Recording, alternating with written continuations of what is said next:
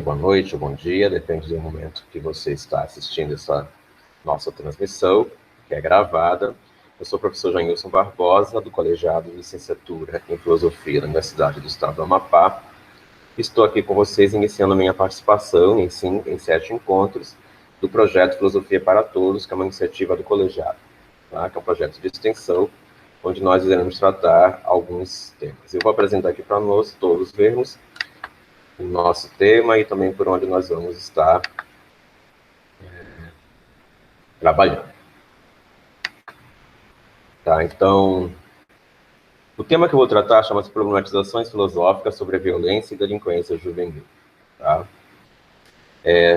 Trabalhamos em duas fases dessa temática. A primeira fase de problematizações conceituais, e hoje veremos algumas conceituações sobre violência.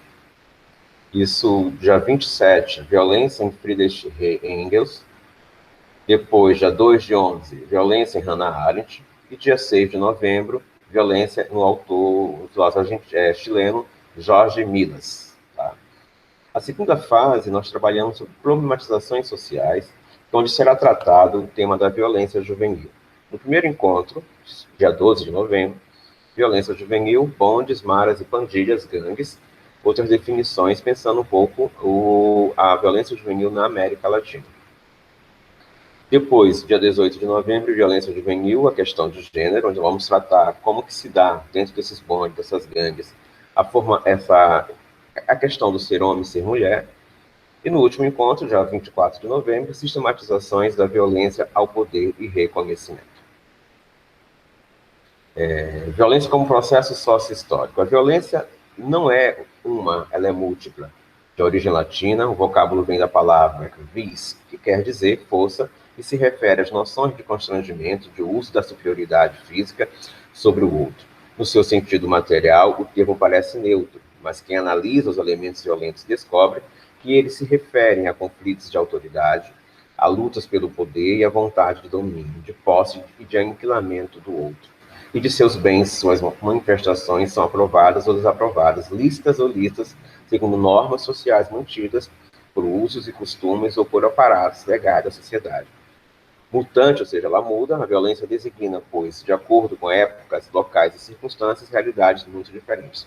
Observem aí que a professora Minalho, ela já traz no início de sua citação, dizendo que a violência não é ela é múltipla, né? E há certo consenso nos autores que estudam o tema da violência em dizer que não existe um consenso, um termo único para a violência, né? Ela é dominante na consciência contemporânea e é criminal, ou seja, o senso comum popular, que quando se fala a palavra violência, já vem a questão da violência criminal e delinquencial. Tá? Esse tipo de fenômeno, segundo Chesnaz, nunca teve a tolerância social, uma vez que ele fere, antes de tudo, a moral fundamental de todas as culturas. Colocando o termo no plural, Chesnaz distingue no imaginário social atual 3 definições de violência, que contemplam tanto o âmbito individual quanto o coletivo.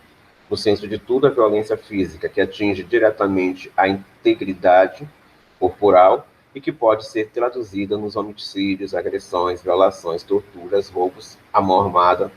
Depois ele cita a violência econômica, que consiste no desrespeito e apropriação contra a vontade dos donos, ou de forma agressiva, de algo de sua propriedade e de seus bens. E, por último, a violência moral simbólica, aquela que trata da dominação cultural, ofendendo a dignidade e desrespeitando os direitos. Então, nós temos aqui a violência do ponto de vista no âmbito individual, que o indivíduo ele é o autor, ele é o protagonista, mas é observar também que muitas vezes essa autoria, muitas vezes, ela pode ser decorrência de uma violência econômica, né? E temos a violência moral simbólica, que ela é a mais invisibilizada, né? Ela não é muito sentida na sociedade, que é aquela que trata da dominação cultural das pessoas. Mas essa visão antes colocada é a visão popular de violência. Né? A autora vai trazer no seu livro, Violência e Saúde, uma série de recortes, né, de citações e de referências teóricas que vão dar conta do que ele chama de visão erudita. A violência como negação de direitos do outro e instrumentos de poder. E o Domenach, né, Domenach vai dizer o seguinte: Um dos grandes pensadores sobre o assunto sublinha a ideia de que a violência está inscrita e arraigada nas relações sociais, mas principalmente que é construída no interior das consciências e das subjetividades. Ou seja, existe uma questão social, mas ela está também arraigada na nossa subjetividade. Tá?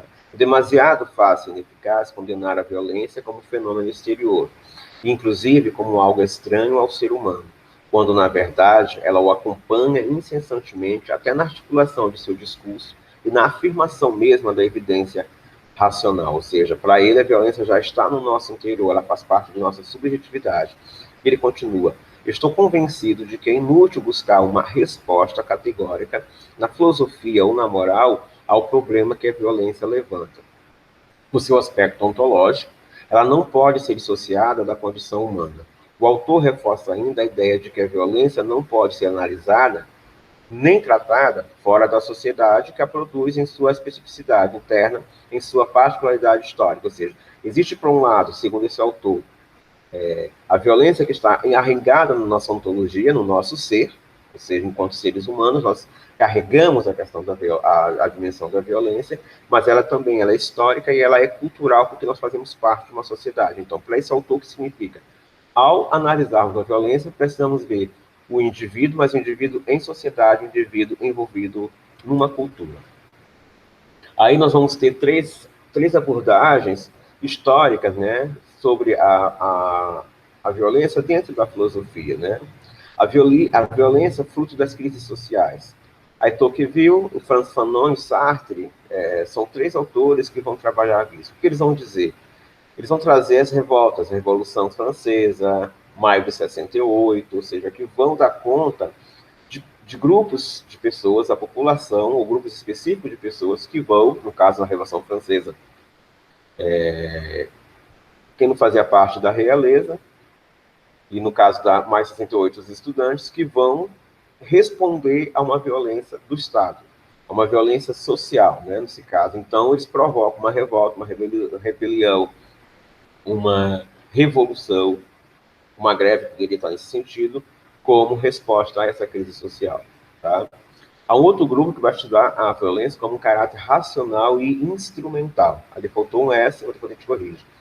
Que é o Engels e Hannah Arendt, são dois exemplos, né? Que vão vincular a discussão da violência com a discussão do poder, né? Do poder estatal, do poder individual, ou seja, então, eles vão olhar a violência como algo instrumental. Lógico que há divergências entre Engels, que vai dizer que a violência ela é necessária para o desenvolvimento econômico do proletariado, e Hannah Arendt, que vai dizer que a violência ela não comporta a vida ativa. Mas nós vamos trabalhar esses dois autores a partir da próxima semana com mais calma, com mais detalhe.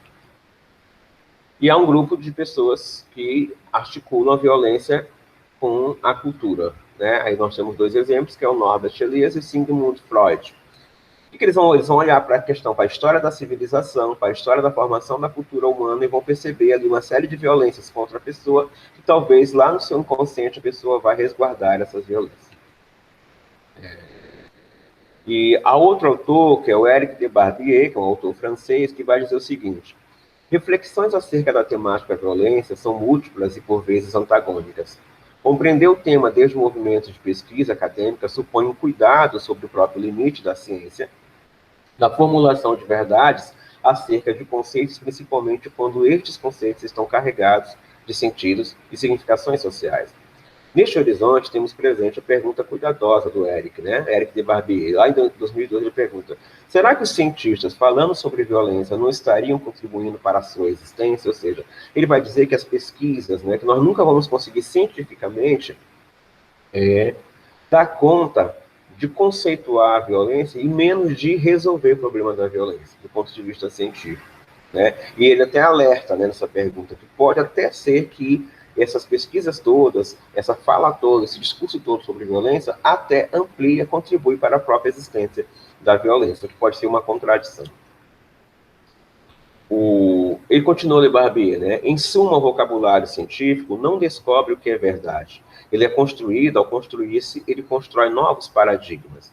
Em outras palavras, é um erro fundamental, idealista e anti-histórico acreditar que definir violência ou qualquer outra palavra consista em aproximar o mais possível de um conceito absoluto da violência, de uma ideia de violência que permita um encaixe preciso entre a palavra e a coisa. Repetindo, ele diz que é um erro fundamental, e até histórico, e até idealista, que definir violência ou qualquer outra palavra consiste em aproximar o mais possível de um conceito. Ou seja, o que ele está falando aqui?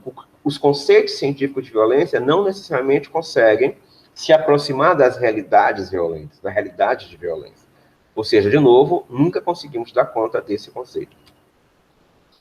E continua ele ainda, não pode haver conhecimento total sobre a violência, porque tudo que nos é possível é obter representações parciais dela.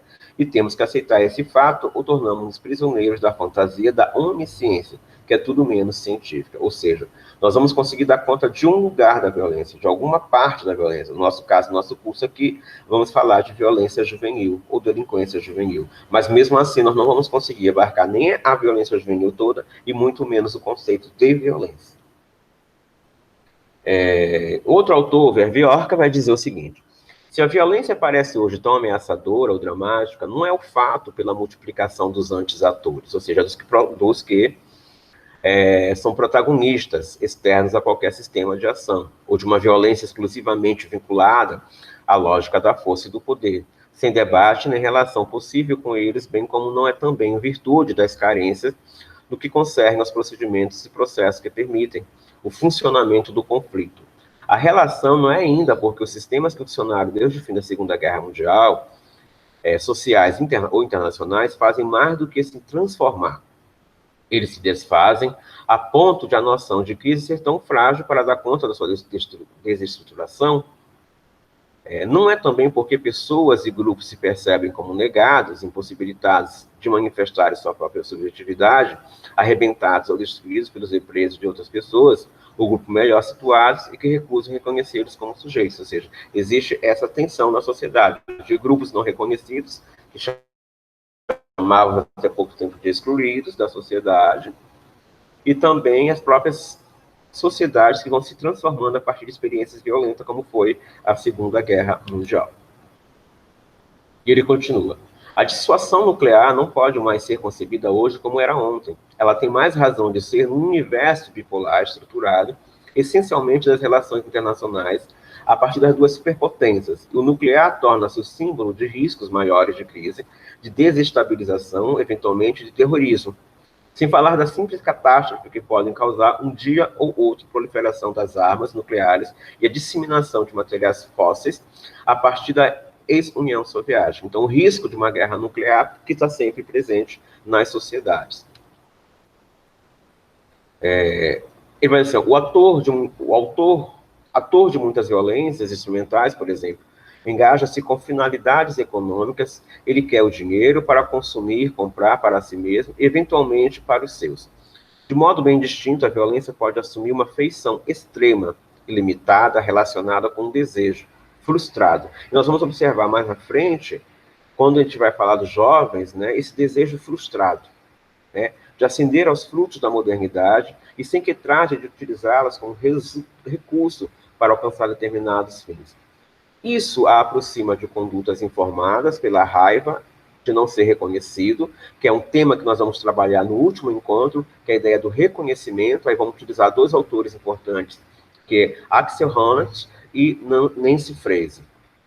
Pelo sentimento de uma injustiça vivida, pela interdição de um indivíduo tornar-se sujeito e que pode assumir diferentes formas, motins explosivos, mas também lúdicos, ou para falar, como David Le Breton, informadas pelas paixões do risco, que podem, então, vir a tornar-se ordalísticas ou autodestruidoras, retornando contra si mesmo a impossibilidade criada pelo sistema ou pela situação de ser um ator de sua própria existência. A violência, nesse caso, é ou busca a produção do sentido, esforço para produzir por meios próprios aquilo que antes lhe era dado pela cultura ou pelas instituições, projeções de si mesma até a morte eventual, ou então apelo à subjetividade impossível ou infeliz, expressão de recusa pela pessoa em dar prosseguimento a uma existência que ela se sente negada, ou seja, o sujeito não vê sentido em sua vida, ele se sente ele pode buscar, inclusive, situações extremas autodestruidoras, né? É violência como busca de sentido. E nós vamos observar isso, eu vou trazer alguns relatos de jovens que vão dar conta dessa realidade aqui. Os autores vão definir 3 tipos de violência, né? Há vários tipos, eu vou trazer algumas delas, né? O Bourgois, né? Ele vai dizer a violência estrutural. Esse termo foi criado nos círculos acadêmicos pelo fundador do Campo dos Estudos da Paz e Conflitos, Hong Gang-Tun, para enfatizar um compromisso social democrata com os direitos humanos e contrastar a histeria anticomunista propagada pelo capitalismo de estilo estadunidense durante a Guerra Fria, que teve como resultado a repressão. O conceito de violência estrutural tem também suas raízes nos movimentos de resistência anticoloniais. É a defesa da teologia da libertação católica de uma opção preferencial pelos pobres pela Igreja no documento de Puebla. Recentemente, o conceito ha sido usado por antropólogos médicos a fim de enfatizar as formas em que as desigualdades econômicas extremas causam enfermidades e sofrimento social, ou seja, a estrutura da sociedade causa uma violência para determinados grupos de pessoas, né? E essas pessoas muitas vezes reagem também, como eu já falei no tipo quando eu trouxe o exemplo da crise social, com Sartre e Frantz Fanon e o Tocqueville, a questão reage também com ações violentas. Há outro tipo de violência, que é a violência simbólica, né? Que é limitar a noção de práticas e expressões de agressão interpessoal rotineiras que servem para normalizar a vivência a um nível micro, como pode ser o conflito doméstico, delitivo e sexual, né? Então, o feminicídio, por muitas vezes, como nós vemos no relatos na TV, feminicídio, muitas vezes já aconteceram violência simbólica no interior daquela residência, né? Ou daquela relação. Minha definição mais restringida está também desenhada para analisar como a violência pode crescer e cristalizar em uma cultura do terror, invocando o Towson, em outras palavras, em um sentido comum que normaliza a violência tanto na esfera pública como na esfera privada. Aí vamos ver também um pouco Hannah Arendt essa experiência. E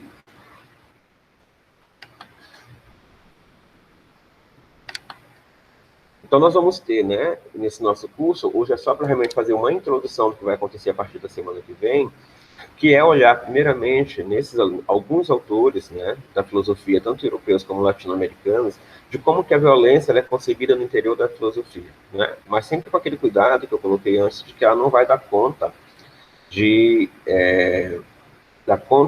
do conceito em si.